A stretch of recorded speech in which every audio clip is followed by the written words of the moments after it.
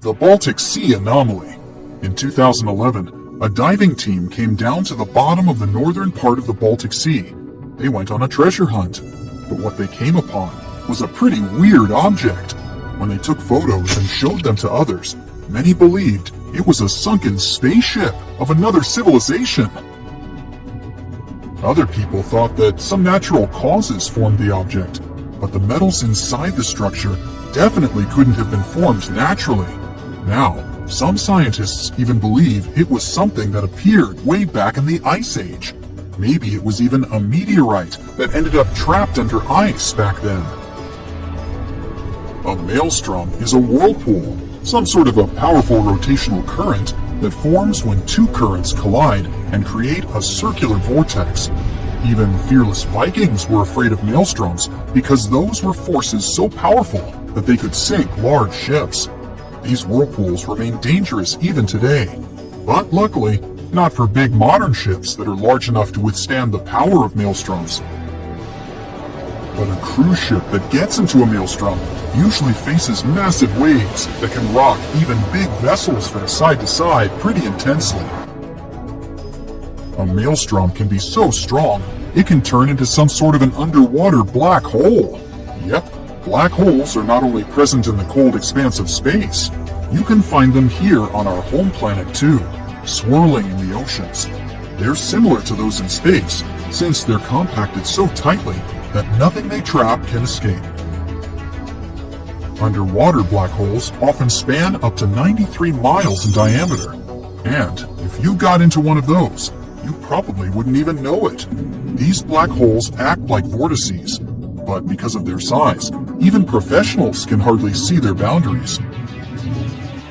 Here's something relaxing. Next time you go to the beach, pay attention, and maybe you'll see an optical phenomenon called the green flash. You can see it shortly after sunset or right before sunrise. It occurs when the sun is almost completely below the horizon, while its rim, the upper one, is still visible. For just a second or two, that upper edge of the sun will appear green. It's because you're looking at the sun through thicker parts of the atmosphere as it's moving down in the sky. As it's dipping below the horizon, light refracts, or bends, in the atmosphere and gets dispersed. Wait for a clear day with no clouds or haze on the horizon to see this phenomenon better. You've been looking forward to a nice swim, only to realize that the water in the ocean is red? Better avoid going in. Florida is known for its red tides. It occurs when the concentration of specific microscopic algae is higher than normal. Thousands of species of algae in marine and fresh waters are mostly harmless to animals and humans. They even help us, since they're an important source of oxygen. But some, like the algae that makes the ocean red, can be extremely dangerous for marine animals, like sea turtles, fish, and seabirds. This kind can grow out of control and produce neurotoxins harmful to humans, especially those who have some respiratory issues. Such people should avoid red tide areas, especially when winds are strong enough to push the algae toward the shore. Volcanoes can spew poisonous gas, ash, and red-hot lava. Those are the most obvious dangers most of us already know about. But submarine volcanoes can be very tricky in their own way. Sometimes, when they're located in shallow waters, they reveal their presence by blasting debris of rock and steam high above the surface. Since submarine volcanoes are surrounded by an unlimited supply of water, they can behave differently from those on land. When they erupt, seawater gets into active submarine vents. Lava can be spreading across a shallow sea floor, or sometimes even flowing into the sea from land volcanoes. When in water, it may cool down so quickly that it shatters into rubble and sand. So, there are large amounts of volcanic debris left there. You know those popular black sand beaches in Hawaii? That's how they formed. Hot lava and powerful eruptions certainly don't sound safe, but submarine volcanoes in deeper waters are equally dangerous. Even though they're not necessarily erupting, they produce pockets of bubbles. These bubbles reduce the density of the surrounding waters, which can even sink ships. The worst thing is that when you look at the surface of the ocean, you can't understand something's wrong. But at the same time, tiny bubbles are there, causing ships to lose buoyancy, and with very little warning. A cross sea is a rare phenomenon, beautiful to observe, but also very dangerous. It's when you see square waves, which are more common in shallow parts of the ocean. That's something you can often see in France or on certain beaches of Tel Aviv, but it can also happen in many coastal areas across the world. A cross sea occurs when two wave patterns travel at oblique angles. They form this checkerboard-like pattern. It mostly happens when two swells meet, or when a swell pushes waves in one direction, while a strong wind pushes them in another.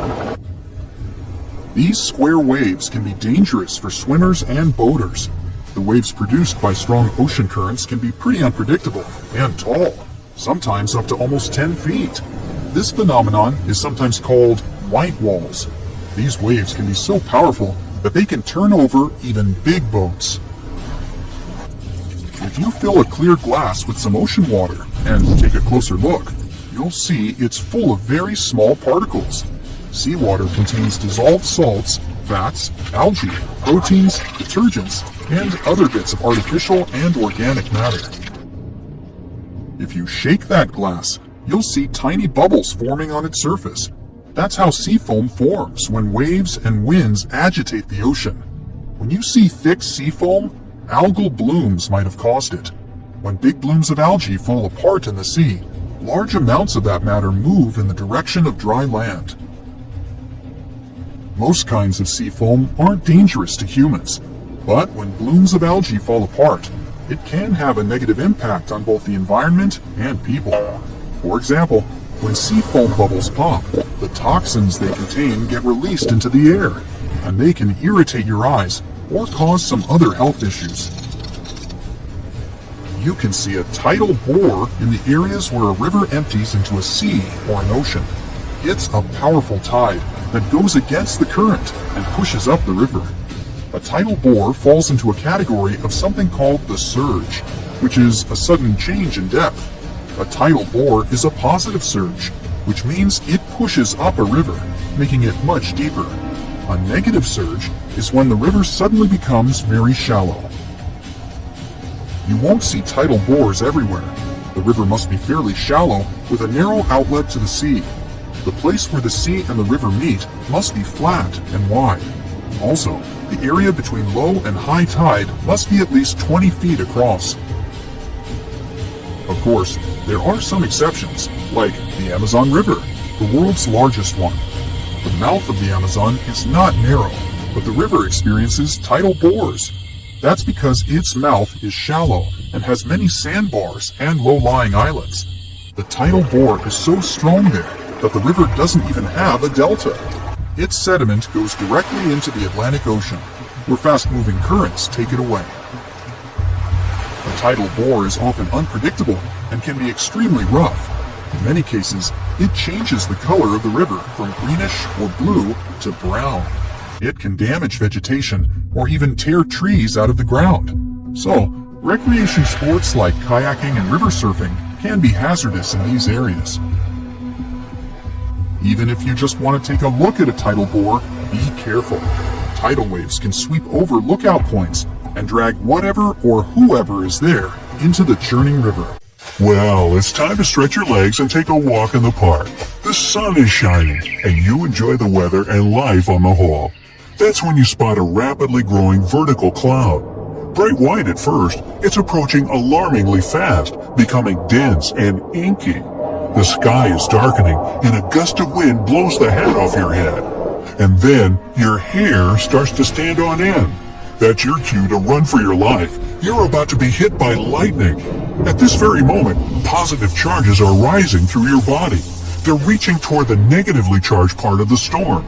If you don't react fast, these charges will meet, and it'll end badly for you. If there's nowhere you can hide, crouch down and try to make yourself smaller than the objects around you. Don't lie flat on the ground. It may be wet and thus a great conductor of electricity.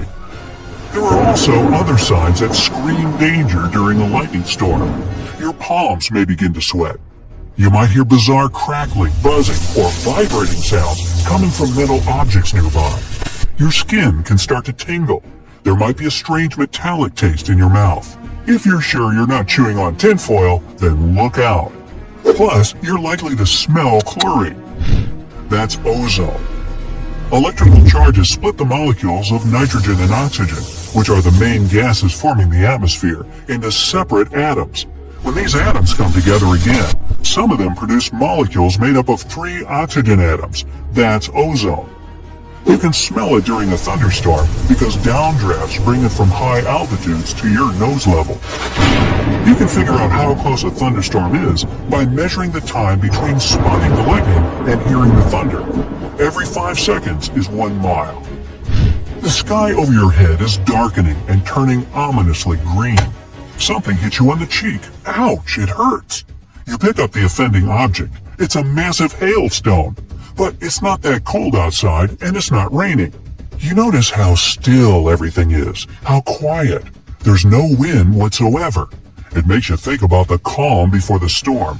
And indeed, soon you hear some noise. It's approaching rapidly and turns into a loud roar, as if a freight train is moving towards you. Only, it's not a train. It's a tornado, and you have almost no time to escape. The funnel isn't visible behind a cloud of debris. But you can't mistake this rotating column of air for anything else. If the tornado catches you on the road, get as far from your car as you can. This will prevent the vehicle from being hurtled toward you. Find a ditch, lie down in it, and cover your head. If you're inside, get away from windows and hide underground if possible. Now, you're at the seaside, walking along the shore and enjoying a light breeze. Suddenly, the ground starts shaking under your feet. Must be an earthquake. The next weirdness you notice is the water retreating from the beach at breakneck speed. It leaves behind the exposed ocean floor, reefs, and even fish. That's when you hear a distant roaring sound. It's a tsunami, and you only have a few minutes to save your life. Get to high ground immediately. A giant wave is already speeding toward the shore. It's not the only way a tsunami can creep up on you. It doesn't necessarily come crashing against the shore as a series of huge waves. A tsunami can look like a rapidly rising tide. It usually goes hand in hand with severe underwater turbulence. It pulls people under the surface and tosses heavy objects around. You can also notice seawater bubbling, swirling, and creating bizarre patterns. It's another sure sign a tsunami's coming. Your dog's restless. It's scratching the entrance door, roaming around the apartment, and trying to hide in the corner. Usually calm and docile, the pooch is now howling and barking. The weather's also been crazy for the past several days. It's hot one day and chilly 24 hours later. Plus, you've noticed that the stream near your house has livened up, bubbling as it's rushing past. Only when glasses start to clink in your cupboard do you realize what it means. The clatter is produced by foreshocks, tiny earthquakes leading up to the main event. Earthquakes often occur in clusters. If there are several weak quakes, a much bigger one might be on the way. Sometime before the disaster strikes, you might notice bizarre blue lights. Some of them seem to be coming from the ground, others are hovering in the air. These are so-called earthquake lines. Emitted from rocks under great stress, they can be seen days or mere seconds before the ground starts shaking. At the same time, some experts doubt earthquake lights exist. If you think an earthquake is about to happen and there's a catfish in your aquarium, pay attention to its behavior. Scientists have proved this species can react to earth tremors. The fish become restless when seismic activity is high. Some bugs can feel a storm coming. They get ready for the natural disaster by stopping any movement. That's why, if you notice that lots of insects around you look drowsy, search for shelter. As for bees, they can predict heavy rainstorms. They begin to work much harder the day before it starts raining. Square waves occur when 2 wave patterns crash into each other. This phenomenon looks awesome, but only if you're watching it from the shore. Don't even think of getting in the water to play in such waves. In that place, there are cross currents that can easily pull even a skilled swimmer under the surface. And if you see wild choppy waves carrying ocean debris and seaweed, stay out of the water too. It can be a sign of a strong rip current. It can carry you far away from the ocean. If you see smelly green stuff on the surface of a lake or sea, stay away from the water. It can be a hazardous algal bloom. You won't be able to tell whether it's toxic or not at first sight. That's why it's better to steer clear of it altogether. 3 or 4 days before a hurricane arrives, the sea or ocean surface can swell up to 6 feet. Waves hit the shore every 9 seconds. The closer the hurricane, the more rapidly the waves crash against the shore. They also get higher, sometimes up to 16 feet. The sky is littered with light, fluffy clouds. Roughly 36 hours before the hurricane reaches the shore, the atmospheric pressure begins to drop. After that, the wind speeds up. Wispy hair-like clouds appear in the sky. 18 hours before the hurricane makes it to the shore, the sky opens up and it starts to pour. The rainwater often floods low-lying areas, welling up to 15 feet. When the hurricane is 12 hours away, a powerful gale starts to bring along loose debris. 6 hours before the landfall, the wind speed is already 90 miles per hour. It's strong enough to break and even uproot trees, fling around large debris, and flip cars. By the way, let's say you're sailing and there are some sharks circling your boat. Keep an eye on them. If the predators suddenly leave you alone and head for deep water, it might mean a hurricane is drawing closer. Get back to dry land as fast as you can and warn others.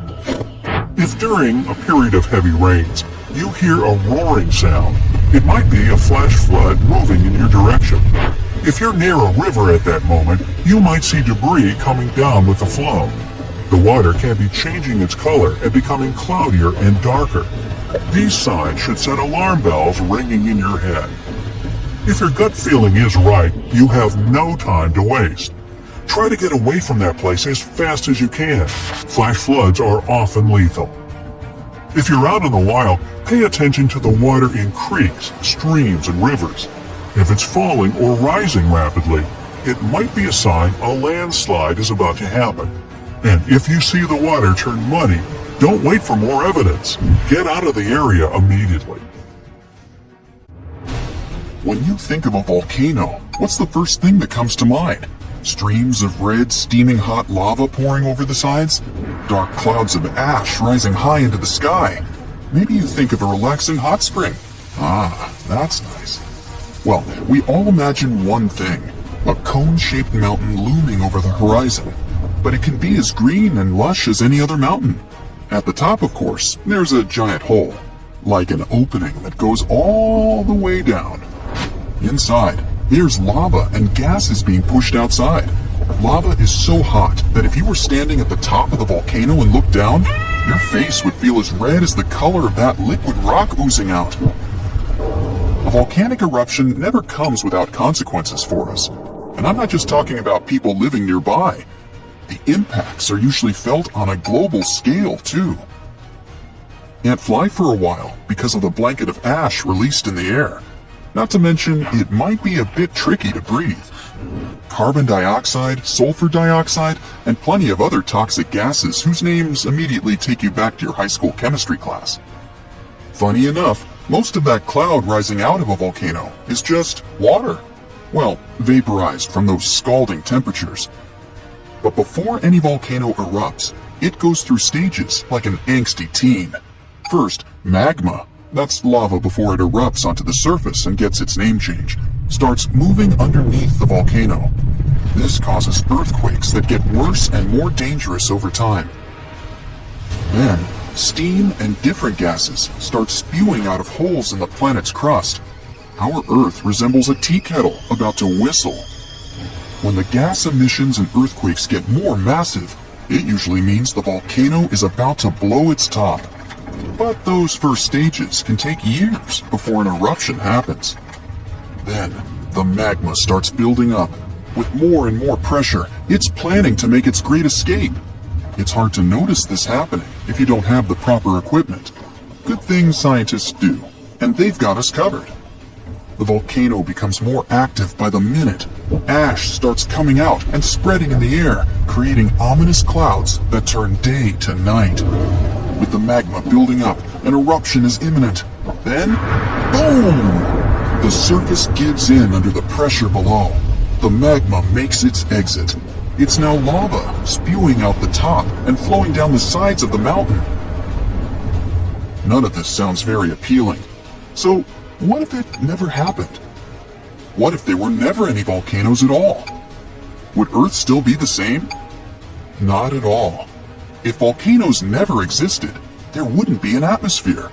When our planet was still just a young pup, volcanic gases are what created our protective bubble that allows you and me to breathe right now. They also played a big part in shaping the land and oceans. 4 billion years ago, Earth was still forming. It didn't look anything like the pale blue dot we know today. It was red hot, and the water was trapped under the crust. It wasn't until the surface started to cool down and solidify that the water was finally able to escape. Volcanoes acted sort of like a tear in the fabric of our planet. Water vapor would condense in the atmosphere and then fall back down as rain. It rained for so long that the third planet from the sun started turning into the blue ball we're more familiar with.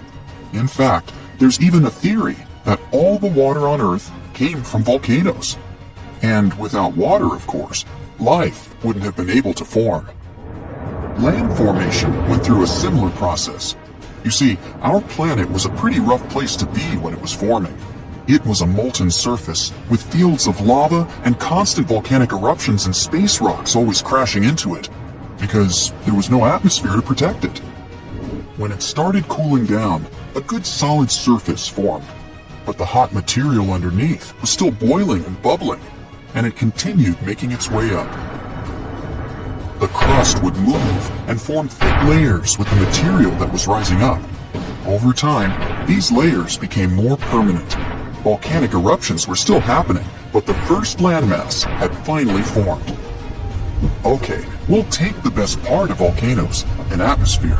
So what if they stopped erupting long after we got our protective breathable shield? Still not good. For starters, volcanoes created the most fertile soil. Around Naples, you have the famous Mount Vesuvius. The soil quality there is incredibly rich, and that's thanks to two huge volcanic eruptions, one that happened 35,000 years ago, and another 12,000 years ago. Sure, these volcanoes caused a lot of short-term damage, but in the long run, these soils were fertilized by them. Now the region grows all kinds of citrus fruits, olives, grapes, cherries, and of course, their staple, tomatoes. There'd be none of that without rich volcanic soil, and Naples is by far not the only example like this. Bacteria, the first living organisms, lived in hot water. Scientists have discovered fossilized microorganisms older than 4 billion years. They thrived in hydrothermal vents. Those are fissures on the sea floor, and they're usually near volcanically active places. This means that without volcanoes, we wouldn't have land, water, or even the first life forms that, as the theory goes, would eventually evolve into all the creatures we have today. Could life have still developed on Earth without these explosive mountains? Doubtful. Okay, fair enough. We want our atmosphere and life. So let's say volcanoes stopped erupting today, after we already have all these benefits. Well, we're sort of already there, based on this story. At the start, there was only one continent, Pangaea. It was a supercontinent surrounded by one massive continuous superocean. Volcanic activity by this time had finally calmed down, and this meant all that energy would gather below the Earth's crust. Here's a little diagram. First, we have the Earth's inner core. Then there's the outer core. Next up, we have our convection currents. Magma is next in line. After that, the oceanic crust. And at the very top, we have our ocean and our continental crust.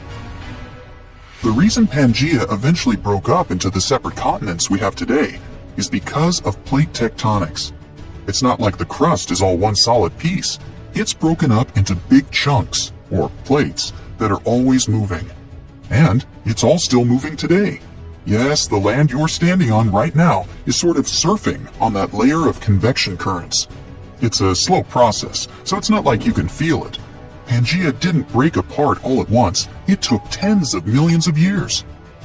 When the plates move, they cause earthquakes and volcanic activity. They create mountains too. It's good for our planet as well, because the Earth gets to sort of renew its old crust. If there was no volcanic activity now, the pressure underneath the Earth's crust would keep building up. It'd get to a boiling point the continents couldn't handle anymore, and eventually, they'd start splitting into more numerous and smaller masses. Volcanoes are still useful to us till this day. For one, they cool our atmosphere. Their eruptions release sulfur gas. It combines with water in our atmosphere and cools it at its lowest level, which is where we live and breathe. There's also an excellent use for their heat. Geothermal power plants harness the energy coming from deep inside the Earth and turn its heat into steam. We then use that steam and turn it into electricity. This is the case for our friends in New Zealand and Iceland, since they live in places with high underground temperatures. Volcanic material can also be made into blocks for building stuff. It can be grounded down to make cement too. If we want, we can even search volcanoes for precious minerals like gold, copper, and sulfur. And who can forget about hot springs? Tourism to places like Yellowstone and Iceland wouldn't be the same without them. And who doesn't love a nice steamy dip in the ones safe for swimming? Oh yeah. In the end, volcanoes aren't so bad after all. Our beautiful Earth wouldn't be what it is without them.